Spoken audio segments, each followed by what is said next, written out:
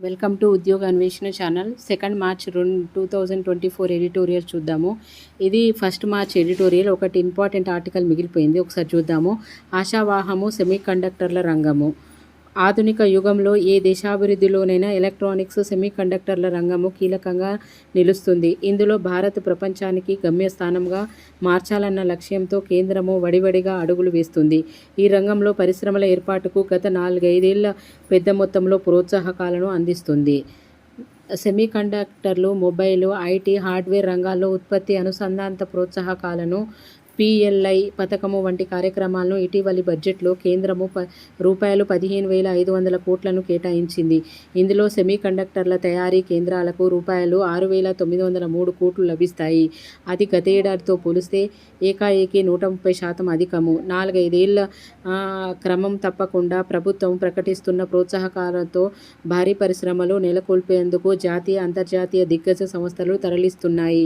Cell ఫోన్లు, ల్యాప్టాప్లు, టీవీలు, ఇతర పరికరాలు ఉపయోగించే తెరలు, చిప్ సెట్లు, ప్రాసెసర్లు మొదలగు అత్యంత కీలకమైన సెమీకండక్టర్ల వరకు అన్నింటినీ ఉత్పత్తిలో స్వయం సమృద్ధి సాధించాలనే లక్ష్యంతో కేంద్రము 2019లో జాతీయ ఎలక్ట్రానిక్స్ విధానాన్ని తీసుకొచ్చింది.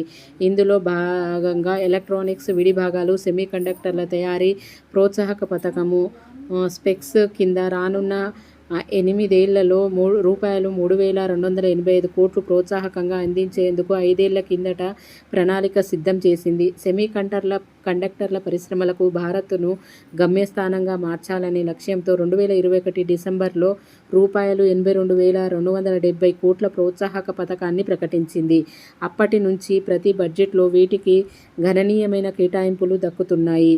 దేశంలో సెమీకండక్టర్ల తయారీ ప్లాంట్లను ఏర్పాటు చేసే సంస్థలకు ఆర్థిక సహాయం అందిస్తామని ప్రధాని మోడీ నిరుడు గుజరాత్లోని గాంధీనగర్లో జరిగిన సెమీకాన్ ఇండియా కార్యక్రమంలో ప్రకటించారు. దీంతో అంతర్జాతీయ స్థాయిలో పెద్ద సంఖ్యలో భారత్ వైపు చూడడం ప్రారంభించాయి. అమెరికాకు చెందిన దిగ్గజ ఎలక్ట్రానిక్స్ సంస్థ మైక్రాన్ గుజరాత్లో రూపాయలు 22,816 కోట్లతో చిప్ అసెంబ్లింగ్ కేంద్రాన్ని ఏర్పాటు చేయడానికి ఒప్పందం కుదుర్చుకుంది. 2025 కల్లా దీని కార్యకలాపాలు ప్రారంభమవుతాయి. ఇప్పటికే 200 మంది నియమించుకుని మొహాలీ, మలేషియాలోని వారికి శిక్షణ ఇస్తుంది. ప్లాంట్ పూర్తి స్థాయిలో కార్యకలాపాలు ప్రారంభించాక 5,000 మందికి అక్కడ ఉద్యోగాలు లభిస్తాయి. దేశంలో మరో 2 భారీ సెమీకండక్టర్ల ప్లాంట్ ఏర్పాటు కానున్నాయని కేంద్ర ఎలక్ట్రానిక్స్ శాఖ మంత్రి రాజీవ్ చంద్రశేఖర్ ఇటీవల వెల్లడించారు.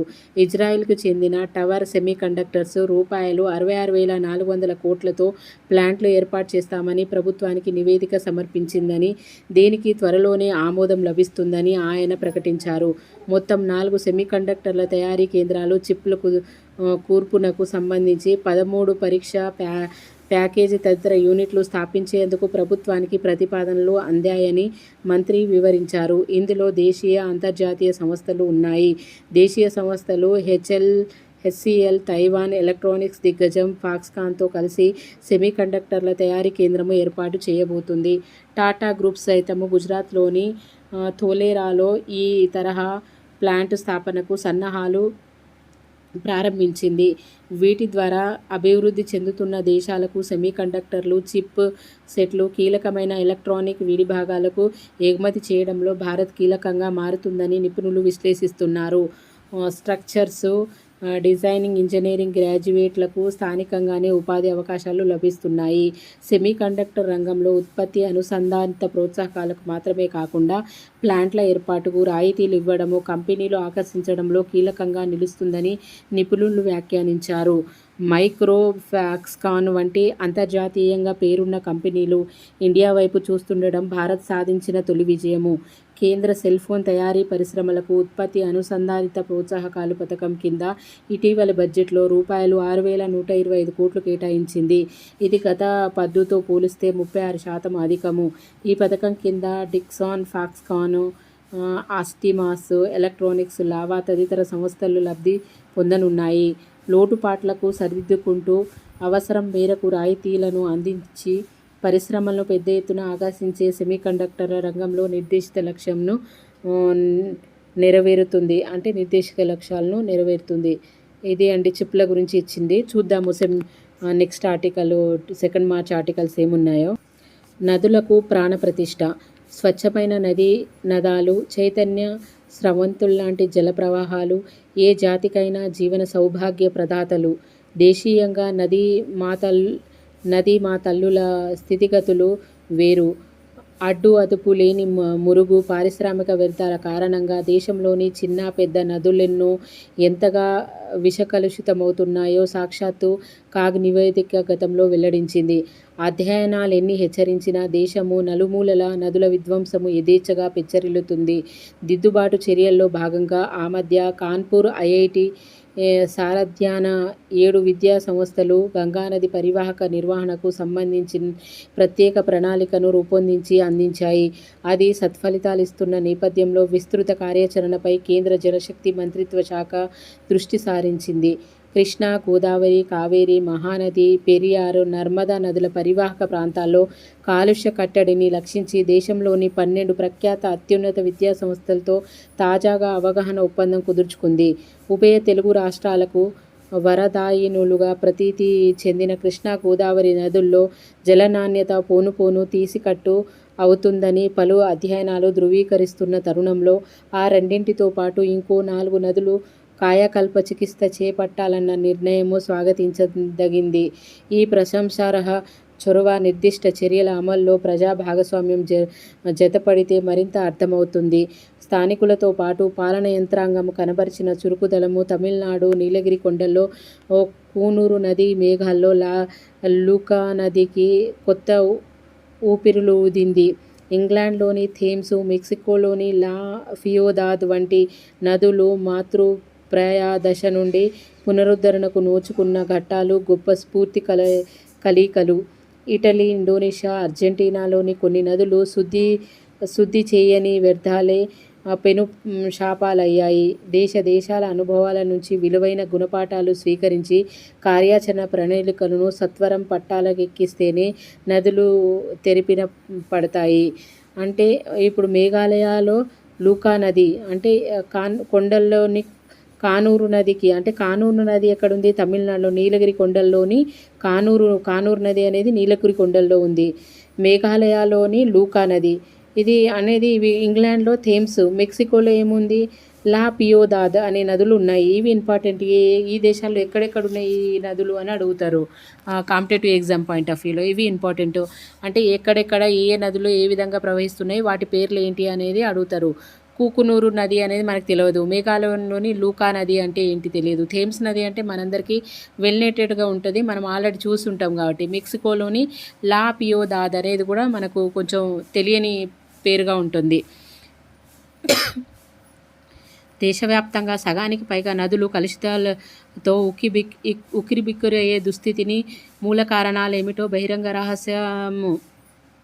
పారిశ్రామిక వ్యర్థాలను, రసాయనాలను బరితెగించి జల వనరుల్లో దిమ్మరిస్తున్న పర్యవసానంగా రోగాలు ప్రబలి మరణాలు సంభవిస్తున్నాయని జాతీయ హరిత ట్రిబ్యునల్ సూటిగా తప్పుపట్టింది.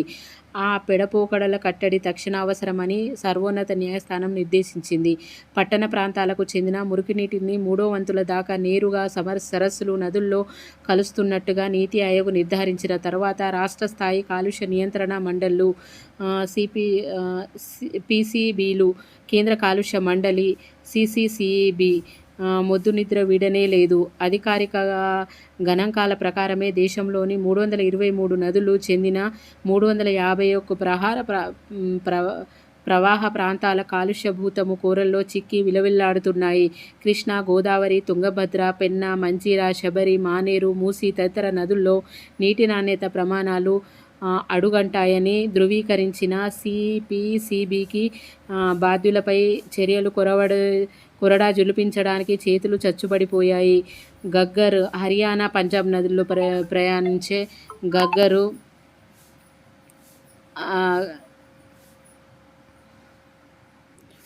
గగ్గరు నది అనేది హర్యానా, పంజాబ్లో ప్రవహించే గగ్గరు నది మరియు హిండర్ యూపీలో. ఇవి ఇంపార్టెంట్. గగ్గర్ నది ఎక్కడ ప్రవహిస్తుంది అనేది.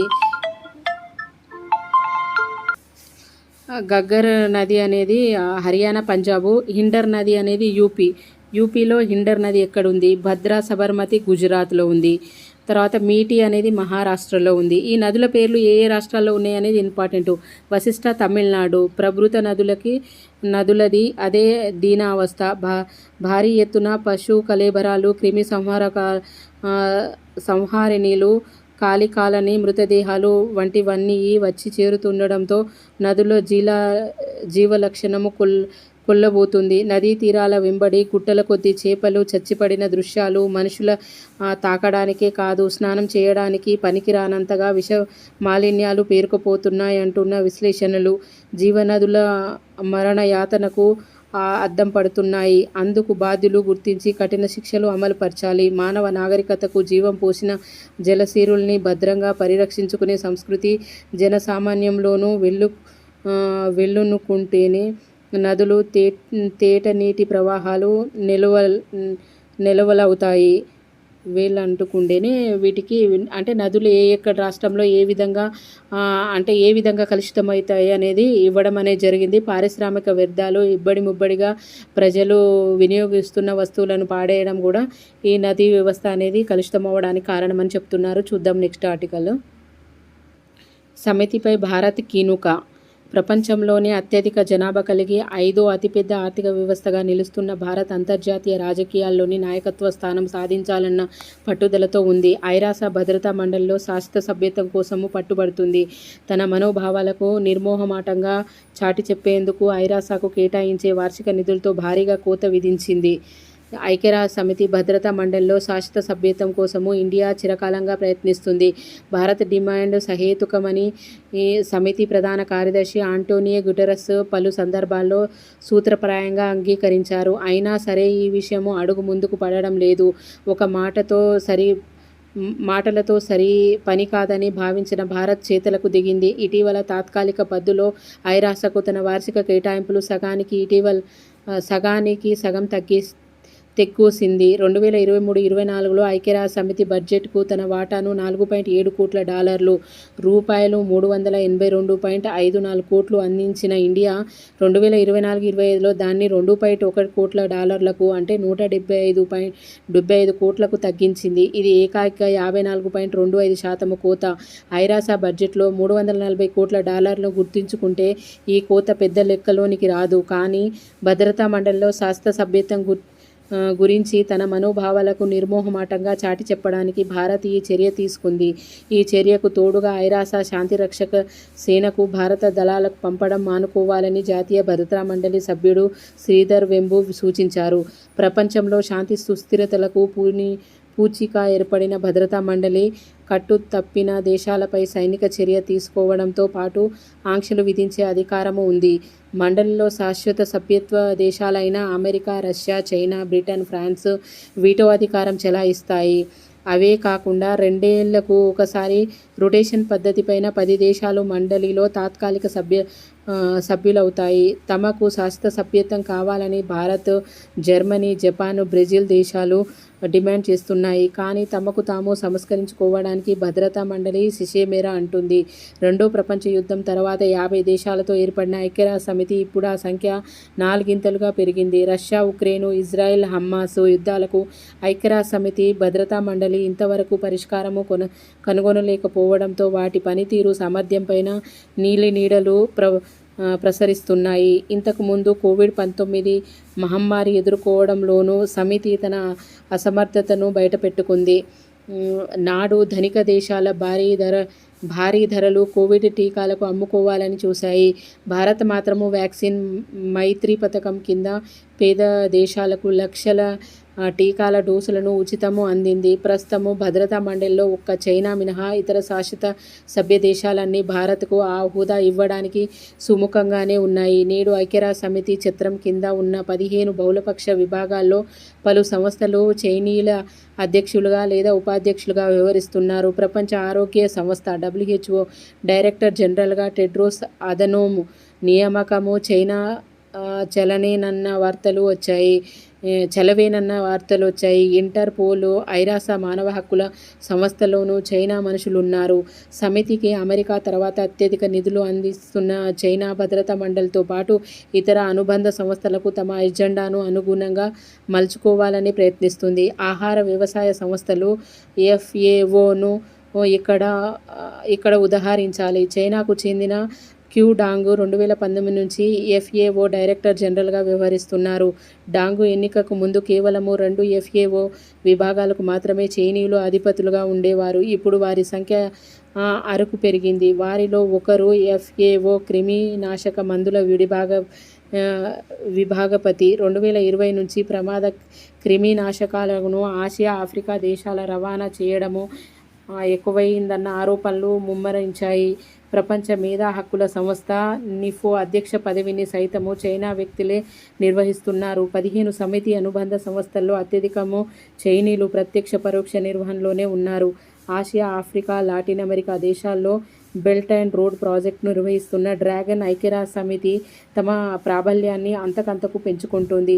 తనకున్న పట్టుదలతోనే భద్రతా మండలిలో భారత్కు శాశ్వత సభ్యత్వము దక్కకుండా అడ్డుపడుతుంది. ఈ క్రమంలో నిధులు తెగ్గోయడం ద్వారా భారత్ తన వ్యూహాన్ని మార్చుకుంటుందన్నట్టు స్పష్టమవుతుంది. ఇది ఐక్యరాజ్య సమితిలో శాశ్వత సభ్యత్వానికి భారతదేశము తీసుకుంటున్న వ్యూహరచన అని చెప్పవచ్చు. చూద్దాము నెక్స్ట్ ఆర్టికల్. ఏ రాష్ట్రానికి పసుపు పారాణి అంటే దేశంలోని పసుపు సాగుకు తగినంత ప్రోత్సాహం లభించడం లేదు. మద్దతు ధర కల్పన ఎండమావే అవుతుంది. ఎగుమతుల ఆసర కరువైంది. జాతీయ పసుపు మండలి ఏర్పాటుకు కేంద్ర ప్రకటన జారీ చేసినప్పటికీ 4 నెలలుగా అది కాగితాలకే పరిమితమయ్యింది. దేశంలో పసుపు సాగు అనాదిగా సాగుతుంది. ఇంటింటా అనునిత్యము పసుపు వాడుతున్నారు. వంటల్లోనూ కాకుండా ఔషధాల్లోనూ సౌందర్య సాధన, పూజ సామాగ్రిగా వినియోగిస్తున్నారు. భారత్లో 2022-23లో 9.20 లక్షల ఎకరాల్లో పసుపును పండించేవారు. ప్రపంచ పసుపు ఉత్పత్తిలో 70% అంటే సుమారుగా 11,61,025 టన్నుల భారత్లోనే నమోదయ్యింది.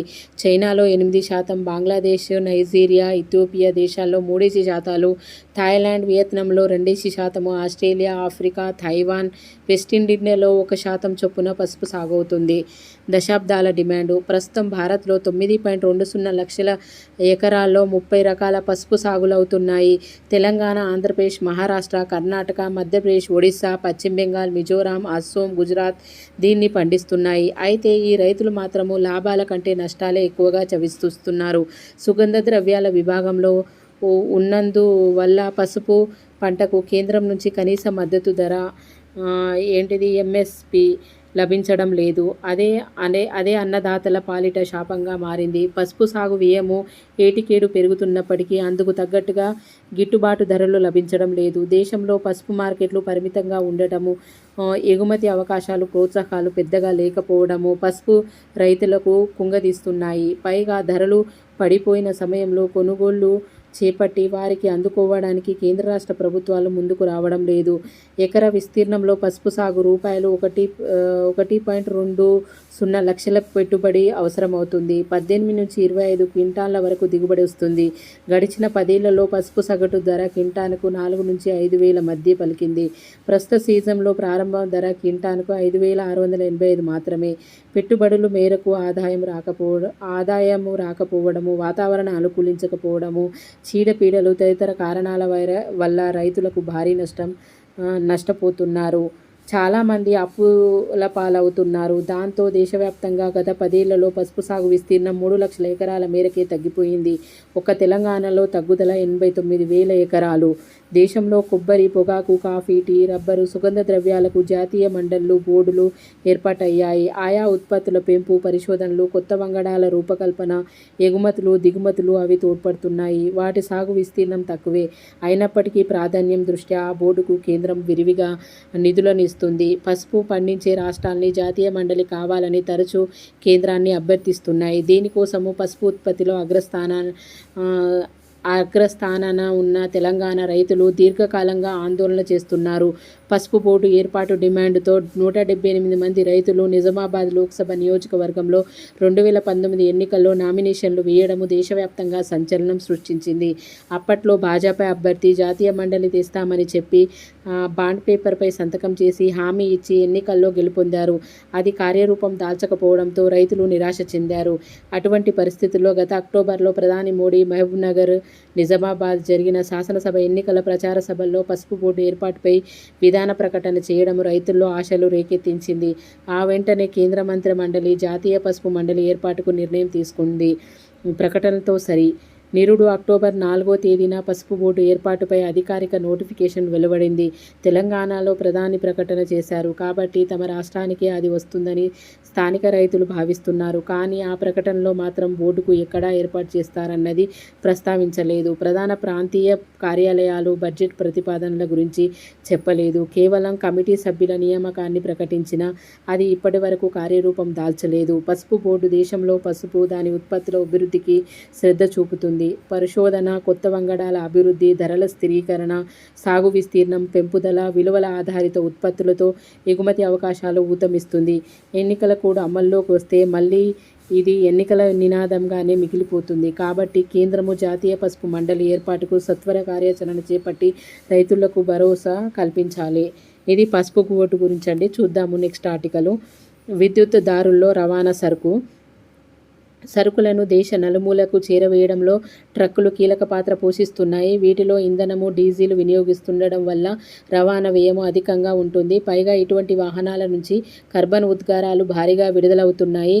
ఎలక్ట్రానిక్ ట్రక్కుల వినియోగంలో ఈ సమస్యలకు చక్కని పరిష్కారం లభించే అవకాశం ఉన్నది. భారత్లోని మొత్తం రవాణా వాహనాల్లో ట్రక్కులు 3%. అయినప్పటికీ పర్యావరణపై ప్రతికూల ప్రభావం చూపడంలో అవి అగ్రస్థానం ఆక్రమిస్తున్నాయి.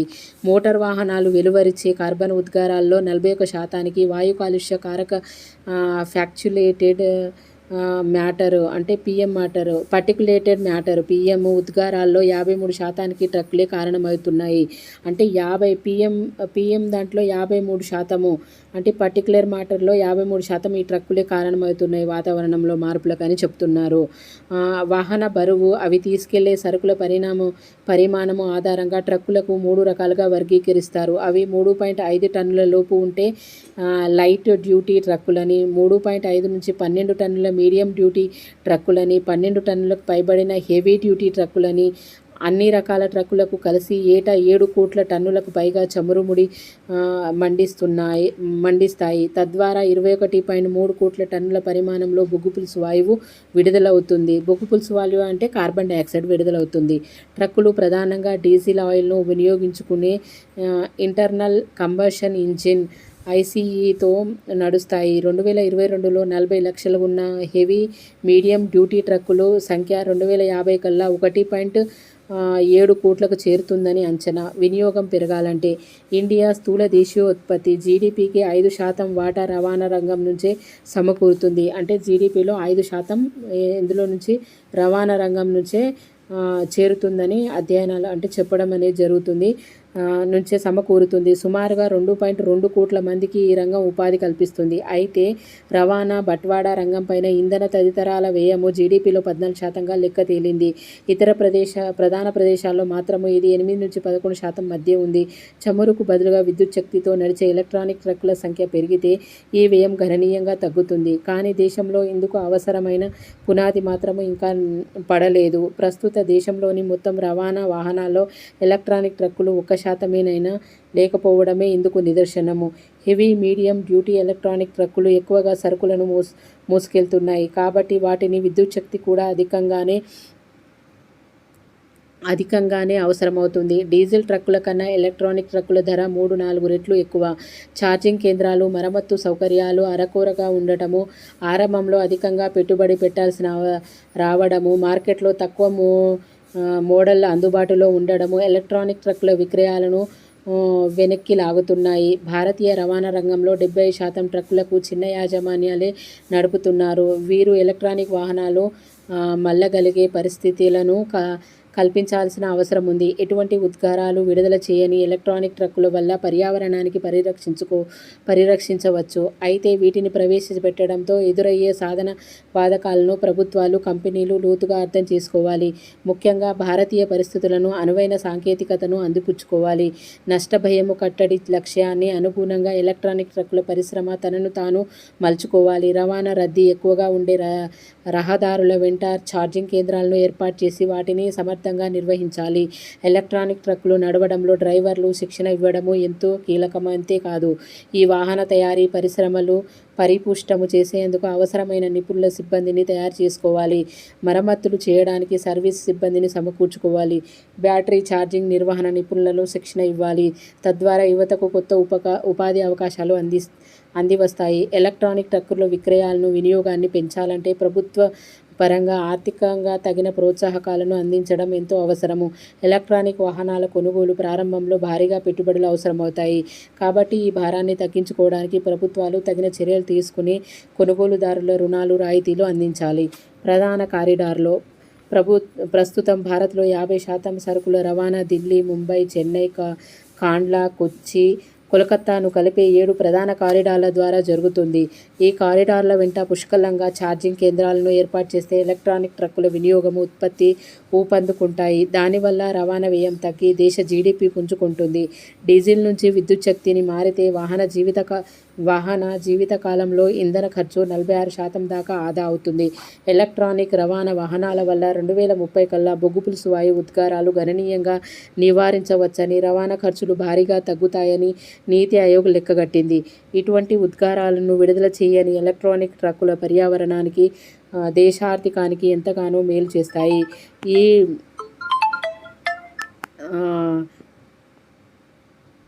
ఎంతగానో వాహనాలకు 2030 కల్లా పుంజుకుంటుంది. డీజిల్ నుంచి విద్యుత్ శక్తి మారితే వాహన జీవితకాలం ఇంధన 46% దాకా అవుతుంది. ఎలక్ట్రానిక్ వాహనాల వల్ల 2030 కల్లా బొగ్గు పులుసు వాయువు గణనీయంగా నివారించవచ్చని, రవాణా ఖర్చులు భారీగా తగ్గుతాయని నీతి ఆయోగ్ లెక్కగట్టింది. ఎటువంటి ఉద్గారాలను విడుదల చేయని ఎలక్ట్రానిక్ ట్రక్కులు పర్యావరణానికి, దేశ ఆర్థికానికి ఎంతగానో మేలు చేస్తాయి. ఈ తరహా ట్రక్కుల ఉత్పత్తి, వినియోగాలను పెంచడానికి తగిన సాంకేతికతలను దేశీయంగా అభివృద్ధి చేసుకోవడంపై దృష్టి సారించాలి. ఆ దిశగా పరిశోధన, అభివృద్ధికి తోడ్పాటు అందించడం ముఖ్యంగా ఎలక్ట్రానిక్ ట్రక్కుల విషయంలో ప్రభుత్వం, పరిశ్రమలు తగిన విధానంతో ముందుకు రావాలి. అన్నింటినీ మించి వీటిని వినియోగించే దిశగా అందరికీ దృక్కోణంలో మార్పులు తీసుకురావాలి. ఇవి అండి ఈరోజు ఆర్టికల్లో. ఈ ఆర్టికల్ 1కి 2 సార్లు చూడండి. మీకు నచ్చితే ఈ ఛానల్ని లైక్ చేయండి, షేర్ చేయండి, సబ్స్క్రైబ్ చేయండి.